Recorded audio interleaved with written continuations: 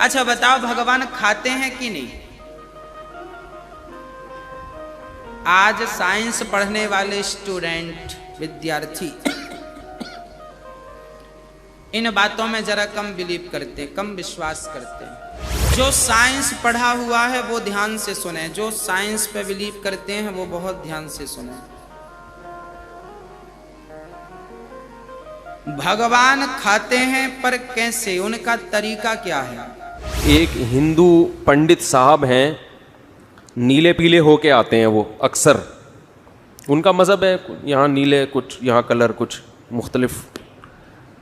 हमारे यहाँ मौलाना तो सीधे साधे होते हैं ना, कोई कलर नहीं होता उनके, ठीक है ना, जैसे हैं वैसे ही आके बैठ गए। लेकिन हिंदुओं में के जो मौलाना टाइप के लोग होते हैं वो कलरफुल होते हैं। तो ऐसे ही भगवान जो है वो दूध, पराठे, अंडे जो भी रखो उससे फ़ायदा उठा लेता है, लेकिन वो अंडे कम बोलते क्यों नहीं भाई, नहीं होते। ये रिपोर्ट है। ये मैं मिंबर पे क्यों बैठा हूँ, यहाँ पे पैगंबर क्यों आ रहे हैं, कुरान क्यों नाजिल हो रहा है।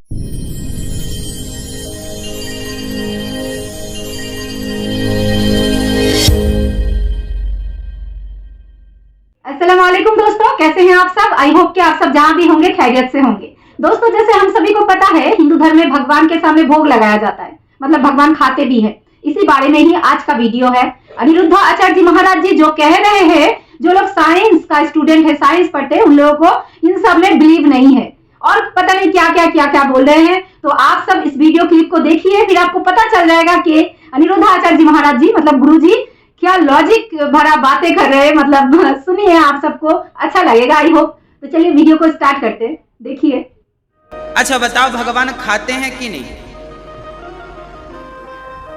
आज साइंस पढ़ने वाले स्टूडेंट, विद्यार्थी इन बातों में जरा कम बिलीव करते, कम विश्वास करते हैं। हम उनसे कहते हैं कि भगवान खाते हैं, वो कहते हैं महाराज जी खाते हैं, तो फिर दिखाओ। हमने तो 4 रोटियां रखी थी, 4 की 4 वापस आ गई। खाया तो नहीं, खाया होता तो एक आध कम हो जाती। वो बात सही है भाई, खाएगा आदमी तो कम तो होगी, और खाएगा ही नहीं तो कम कहां से होगी। तो अब आप बताओ कि भगवान खाते हैं या नहीं? बताओ, खाते हैं? क्या खाते हैं? चलो इसका भी समाधान। जो साइंस पढ़ा हुआ है वो ध्यान से सुने, जो साइंस पे बिलीव करते हैं वो बहुत ध्यान से सुने। भगवान खाते हैं पर कैसे, उनका तरीका क्या है? अब देखिए, एक गुलाब का पुष्प है, इस गुलाब के पुष्प को हमने तराजू पे रखा, वजन था 10 ग्राम। फिर हमने इसकी खुशबू ली, बहुत सुंदर। अब फिर हमने इसको तराजू पे रखा, अब इसका वजन कितना होगा? 9 ग्राम। वाह, कौन सी यूनिवर्सिटी में थे आप? कितना होगा? 10 ग्राम ही रहेगा। इसकी खुशबू लेने से इसका वजन कम नहीं होगा। इसका वजन 10 ग्राम था, तो खुशबू लेने के बाद भी तुरंत तौला ना आपने तो 10 ग्राम। अब वजन बिल्कुल कम नहीं हुआ। क्या इसका अर्थ यह है कि आपने खुशबू नहीं ली? आपने खुशबू ली पर वजन कम नहीं हुआ। उसी प्रकार दाल, चावल, सब्जी, रोटी जब भगवान को रखते हैं तो उस भोजन की जो खुशबू है और जो भक्त का प्रेम है, भगवान भक्त की श्रद्धा प्रेम को तो स्वीकार कर लेते हैं, पर भोजन ज्यों का त्यों छोड़ देते हैं। दोस्तों, मतलब भगवान खाते तो नहीं है, डायरेक्ट खुशबू लेते हैं। हाँ, यही तो पता चला ना।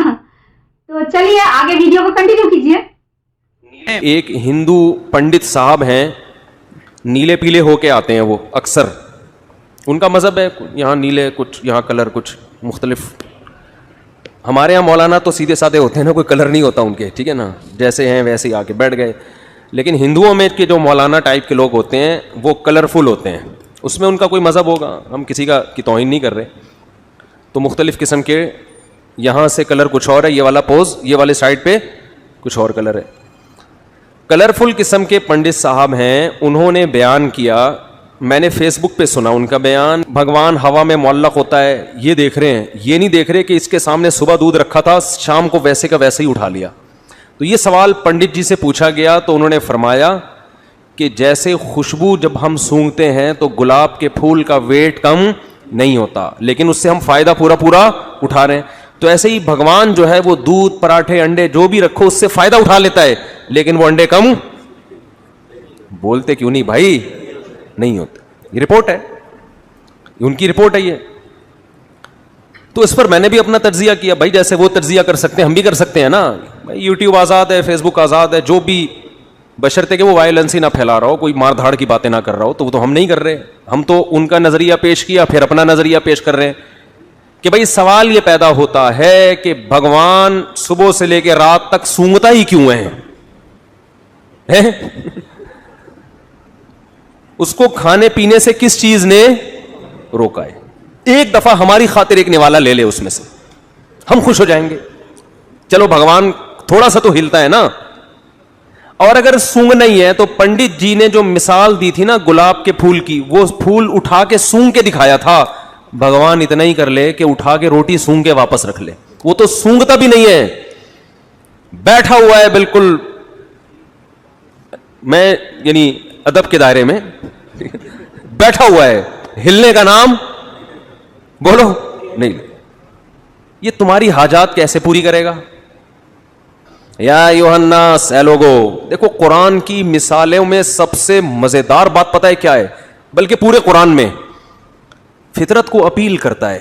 کوئی پیچیدہ باتیں بولتے کیوں نہیں, دو اور دو چار کی طرح قرآن نے لا کے نا حق اور باطل کو بیان کر دی ایسے. تبھی تو ہمیں یہ ایتھیس ویتھیس کی جو تقریر ہے نا, یہ لطیفے لگتے ہیں. یہ کیا لگتے ہیں؟ لطیفے چھوڑتے رہتے ہیں. اب کوئی ہندو پنڈت صاحب یا کوئی پادری صاحب کسی کو کچھ بھی, یا کوئی گاؤں میں بیٹھ کے لوگوں کو کوئی بھی مذہبی, چاہے وہ مسلمانوں میں ہی ہو, وہ الو اگر بنا رہا ہے تو اس کے خلاف بھی آپ کو دلائل یوٹیوب پہ مل جائیں گے. تو مجھے توقع نہیں تھی کہ میں ایک ایسے ہی نارمل مجلس میں بیٹھ کر ایک بات کروں گا, پنڈت کے دودھ کی رپورٹ پیش کروں گا, خوشبو گلاب کا پیش کروں گا, اور وہ ویڈیو وائرل ہو کے پنڈت جی کی تقریر کے ساتھ میری تقریر مارکیٹ میں چل رہی ہے. وہ پنڈت جی کی جو بھی تقریر دیکھے گا کہ بھائی بھگوان صاحب خوشبو لیتے ہیں, ڈائریکٹ پراٹھا نہیں کھاتے. یہ مفتی طارق مسعود ہے, صبح 2 پراٹھے کھا جاتا ہے. ہمارے بھگوان کو 2 پراٹھے کھانے کی ضرورت نہیں ہے. بھگوان تو وہ ہوتا ہے جو صرف پراٹھے کو سونگے اور طاقت مفتی طارق مسعود سے زیادہ آ جائے اس کے اندر. ورنہ بھگوان میں مفتی صاحب نے فرق کیا ہو گیا؟ بھگوان, اٹ از کالڈ بھگوان. اب چونکہ حضرت مفتی صاحب کی اس میں توہین تھی احقر کی, ٹھیک ہے نا, تو احقر نے اس کا جواب دیا ہے کہ بھائی بھگوان سونگنے پر اکتفا کیوں کرتا ہے, اور اگر سونگنا ہے تو اٹھا کے سونگ کیوں نہیں رہا؟ پڑا ہوا ہے 1000 سال کے بعد بھی, جدھر کو دیکھ رہا ہے نا 1000 سال کے بعد بھی ادھر ہی دیکھتا ہوا نظر آئے گا. کچھ بھی کر لو بھگوان کے ساتھ, نہ ادھر منہ گھمائے گا نہ ادھر منہ گھمائے گا. اب مجھے یہ توقع نہیں تھی, خود انڈیا والوں نے یہ کام کیا, ادھر وہ پنڈت جی کی تقریر ڈسٹیمپر کے ساتھ اور ادھر ہماری تقریر. تو اب کیا ہے, دنیا تیز ہو گئی ہے. اب جو سیکھ حق تک پہنچنا چاہے گا نا, اس کے لیے حق تک پہنچنا کیا ہو گیا؟ آسان.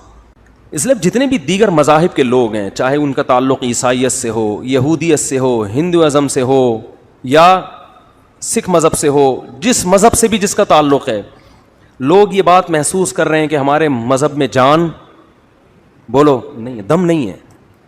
نظریات ایسے ہیں جن کے پیچھے کوئی بیس نہیں ہے, کوئی دلیل نہیں ہے. تو قرآن کیا کہتا ہے؟ یا ایھا الناس ضرب مثل فاستمعوا له, اے لوگو, اس مسلمانوں کو خطاب نہیں کیا, اے انسانوں. اس میں ہندو بھی ہیں, سکھ بھی ہیں, بدھسٹ بھی ہیں, سب ہیں. اے انسانوں, ضرب مثل, ایک مثال بیان کی جا رہی ہے, فاستمعوا له, اس کو غور سے سنو, اسے غور سے سنو.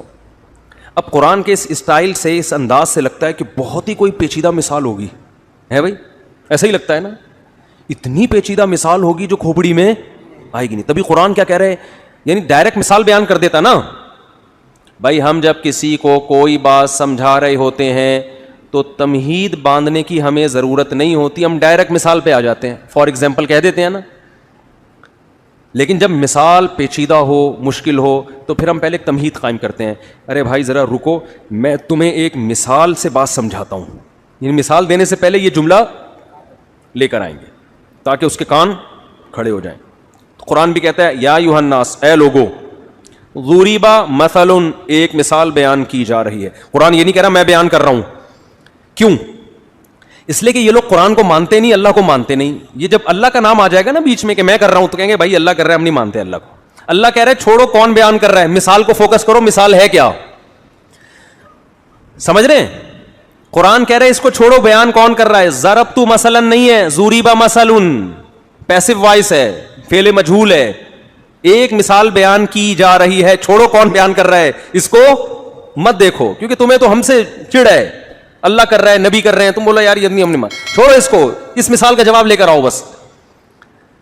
مثل فاستمعوا لا, اسے غور سے سنو. ان الذین تدعون من دون اللہ, جن کو تم اللہ کے سوا پکارتے ہو, مندروں میں بیٹھے ہوئے ہو جن کے سامنے ہاتھ جوڑ کے, لن یخلقوا ذبابا, یہ سنگ دل محبوب قدموں میں لانا, یہی کام کر رہے ہوتے ہیں نا ہندو لوگ مندروں میں جا کے. آج کل تو دنیا میں اور کوئی غم ہے ہی نہیں, بس یہی دنیا میں سب سے بڑا غم رہ گیا. روٹی روزی سنگ دل محبوب, نرم دل تو کسی کا محبوب ہے ہی نہیں, سارے سنگ دل ہی ہیں. تو سنگ دل محبوب قدموں میں لانا, روٹی دلا دینا. اللہ فرماتے ہیں لن یخلقوا ذبابا, کہ یہ ہرگز ایک مکھی بھی پیدا نہیں کر سکتے. ایک مکھی پیدا کرنے پر بھی یہ قادر نہیں ہے. آگے فرمایا وَإِن يَسْلُبْهُمُ الذُّبَابُ شَيْئًا, یہ جو بھگوان پراٹھوں کی خوشبو سونگ رہا ہے نا, یہاں بیٹھ کے خوشبو سونگ رہا ہے, اور تم سمجھتے ہو اس سے اس میں اتنی انرجی آ جاتی ہے کہ تمہاری بگڑی بنائے گا, یہ تمہارے مسائل کہاں سے حل کرے گا. یہ جو مٹھائی اس کے سامنے تم نے رکھی ہے, مکھی اگر اس مٹھائی میں سے کچھ لے کے اڑ جائے تو یہ مکھی سے وہ مٹھائی چھڑوا نہیں سکتے. جو بھگوان مکھی سے مٹھائی نہ چھڑا سکے, وہ جیل سے پولیس سے تمہارا قیدی کہاں سے چھڑائے گا. وہ اس لیے بھی جا رہے ہوتے ہیں ہمارا بھائی جیل میں چلا گیا ہے, پولیس والوں سے بھگوان ہمارے بھائی کو بولو بچا لو. کانسیپٹ ہے بھائی, ہم کسی کا, ہمارا ایک نظریہ ہم اس کو پیش کر رہے ہیں نا, قرآن کی آیت ہے یہ. فاستمعوا له ضعف الطالب والمطلوب, فرمایا جو عبادت کرنے والا وہ بھی کمزور, جس کی جا رہی ہے وہ بھی کمزور, دونوں کمزور ہیں, تو مسائل حل نہیں ہوں گے. مسئلے حل ہوتے ہیں کمزور جب طاقتور سے رابطہ کرتا ہے. اس پہ جو یہاں تک تو ہندوؤں کا مسئلہ حل ہو گیا, اس پہ لبرل لوگ آگے آ جاتے ہیں, کہتے ہیں اچھا وہ لبرل لوگ جو ہے نا, جو ایتھیس قسم کے, جو لبرلزم میں انتہا کو پہنچے ہوئے ہیں, وہ پھر یہاں کے مسئلہ کھڑا کرتے ہیں. کہتے ہیں جو اعتراض ہندوؤں پہ ہوتا ہے, ہندوؤں کے بھگوان پہ, وہی اعتراض ہمیں مسلمانوں کے بولو خدا پر بھی ہوتا ہے. آپ کہہ رہے ہو کہ دونوں کمزور, دونوں بگڑی نہیں بناتے, تو تمہارا خدا کون سا تمہاری مدد کرتا ہے؟ خدا کو بولو یہ کر دے, کرے گا ہے بھائی؟ ابے کیا ہو گیا؟ وہ کہتے ہیں اچھا ٹھیک ہے, پھر تم خدا سے بولو نا یہ کر دے, یہ کر دے, یوں کر دے, فلاں کر, تو ہو رہا ہوتا ہے. ایک ایتھیس نے اعتراض کیا ہے کہ وہ کمنٹس میں کیا ہوا تھا کہ میں تو خدا سے کہہ رہا ہوں کہ اگر تو ہے تو مجھ پہ آسمانی بجلی گرا دے, معاذ اللہ. تو وہ تو کوئی نہیں گرا رہا, وہ تو اس کا مطلب جیسے ہندوؤں کے بھگوان غلط ہیں, وہ کچھ نہیں کر سکتے, معاذ اللہ جو اصل خدا ہے جس کو مسلمان کہتے ہیں وہ بھی نہیں ہے. سمجھ میں آ رہی ہے بات کہ نہیں آ رہی ہے؟ اس کا جواب یہ ہے کہ ہم جس خدا کے ماننے والے ہیں نا, وہ بہت کچھ کر کے دکھا چکا ہے, اسے اپنے ثبوت کے لیے مزید کچھ دکھانے کی ضرورت نہیں ہے. یہ جتنا کچھ ہوا ہے نا, یہ کس نے کیا ہے؟ اس نے کیا ہے. اگر وہ اس طرح سے کرنا شروع کر دے کہ ایتھیس نے کہا کہ آسمان سے بجلی گرے اور گر کے مر جائے, آزمائش ختم, یہ تو مشاہدے والا ایمان ہے. یہ تو پھر دلائل اور پیغمبروں کی اور دلائل کے تانے بانے ملانے کی ضرورت ہی نہیں ہے. آپ نے کہا اللہ مجھے روٹی چاہیے, روٹی آ گئی سامنے, پھر یہ میں ممبر پہ کیوں بیٹھا ہوں, یہاں پہ پیغمبر کیوں آ رہے ہیں, قرآن کیوں نازل ہو رہا ہے, یہ تو پھر سارے ایمان لے آئیں گے. تبھی قرآن کیا کہتا ہے, جب ہم اپنی بڑی نشانی دکھاتے ہیں تو پھر ایمان قبول نہیں کرتے. جو نشانیاں ہیں انہی کو دیکھ کر ایمان لے کر آؤ. اس کی دلیل کہ یہ کام خدا کرتا ہے. دیکھو جب کوئی کام ہوتا ہے تو کام ہونے والا, کام کرنے والا اگر دو ہیں, دیکھو ایک کام دنیا میں ہوا, کہیں بھی ہوا, مثال کے طور پر ایک گڑھا کھدا ہوا ہے, یہ کام ہے نا. آپ کہیں گئے جنگل میں, آپ نے دیکھا کہ گڑھا کھدا ہوا ہے, اور آپ کو پتا ہے یہاں جنگل میں 2 ہی تھے, 2 آدمی تھے, تیسرا کوئی یہاں پر 100 سال سے نہیں آیا, یہ کبھی آیا ہی نہیں ہے. اب 2 میں سے ایک پانی پینے گیا ہوا ہے, وہ آپ کو نظر نہیں آ رہا, ایک موجود ہے. تو آپ نے اس موجود سے پوچھا یہ گڑھا تم نے کھودا ہے؟ وہ کہے نہیں. تو اس کا مطلب کس نے کھودا ہے؟ جو آپ کی نظروں سے اوجھل ہے, اس متعین ہو جاتا ہے کہ اسی نے کھودا ہے.